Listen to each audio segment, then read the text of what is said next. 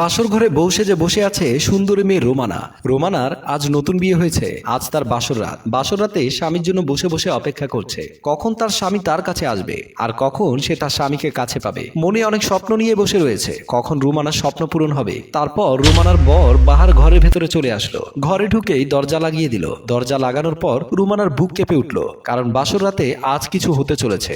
বাহার আস্তে আস্তে করে রোমানার পাশে গিয়ে বসলো।